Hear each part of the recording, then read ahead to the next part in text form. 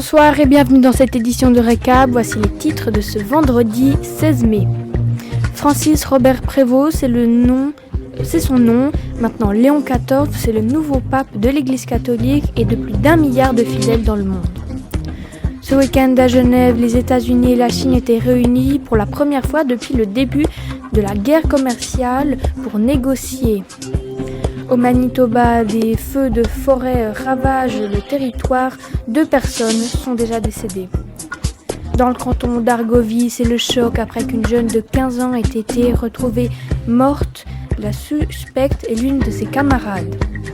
L'Europe fait front commun contre la Russie. La France, l'Allemagne, les Royaumes-Unis ou encore la Pologne lancent un ultimatum à la Russie.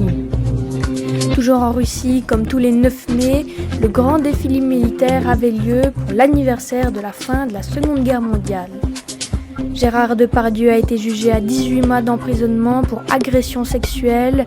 Alors qu'il sort de ce procès, il en débute un autre. Un nouvel hôpital des enfants a ouvert à Lausanne. C'est un énorme projet. Et puis l'Eurovision s'est ouvert à Bâle ce dimanche pour commencer avec le défilé des 37 délégations sur le tapis turquoise. C'est comme ça qu'on appelle ce défilé. Récap, c'est tous les vendredis à 19h, sauf exception, sur la chaîne de TV2000. Bienvenue.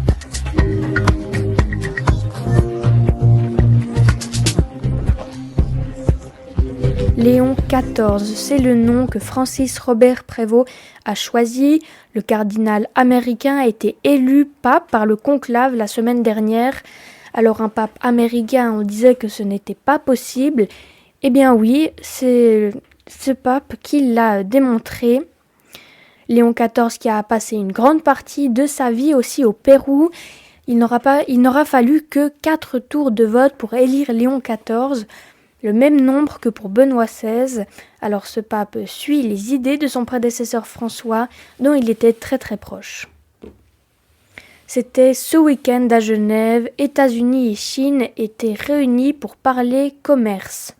On s'en rappelle, il y a quelques semaines, les États-Unis commençaient à surtaxer la Chine et cette dernière avait fait de même.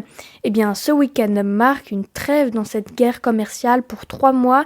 Les 2 parties se sont entendus, ils ont trouvé ces négociations bien. Et dans ce contexte, la Suisse a même pu négocier avec le représentant américain qui a affirmé que la Suisse était sur une liste qui seront les prochains pays avec qui Washington est prêt à négocier. Au Manitoba, à Lac-du-Bonnet, un grand feu de forêt a déjà ravagé 4000 hectares de forêt. 2 personnes sont mortes dans ces incendies et beaucoup de personnes ont été évacuées. Dans ce territoire, il y a 24 feux actifs, dont 6 qui ne sont pas maîtrisés. Et dire aussi que la saison des feux au Canada commence très tôt cette année. C'est dans la petite ville argovienne de Berikon qu'une jeune fille de 15 ans a été retrouvée morte, tuée à l'aide de coups de couteau en lisière de forêt. La suspecte est une autre fille de 14 ans de la même école. Cette dernière a été arrêtée par la police. Une cellule psychologique a été ouverte dans la classe des 2 victimes. Enfin, de la victime et de la suspecte. Ce sont des promeneurs qui ont retrouvé le corps de la victime ensanglanté. Malgré les tentatives de réanimation immédiate, la victime a succombé à ses blessures. Ils étaient réunis ensemble en Ukraine pour faire front commun contre la Russie. La France, l'Allemagne, la Pologne et d'autres délégations ont lancé un ultimatum à la Russie pour une trêve de 30 jours sans contrepartie. Sous peine de nouvelles sanctions, les États-Unis soutiennent cet accord, mais Moscou a refusé. Mais il propose des pourparlers avec l'Ukraine en Turquie prochainement. Alors l'Ukraine a bien accepté cette offre, à voir ce qu'il en déduira.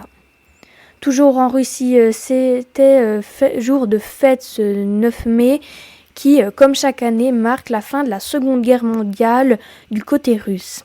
Alors, une année un peu particulière, car comme les 3 dernières années, la Russie est en guerre avec l'Ukraine.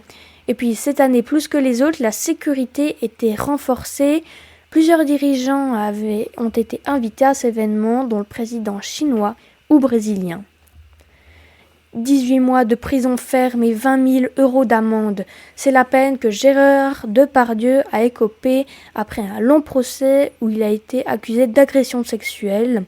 Et alors qu'il finit ce procès, il en commence un autre où, cette fois-ci, il est accusé de viol. Alors, des procès qu'il aura marqués par une absence à presque toutes les audiences. À Lausanne, un nouvel hôpital des enfants a ouvert ses portes ce mercredi.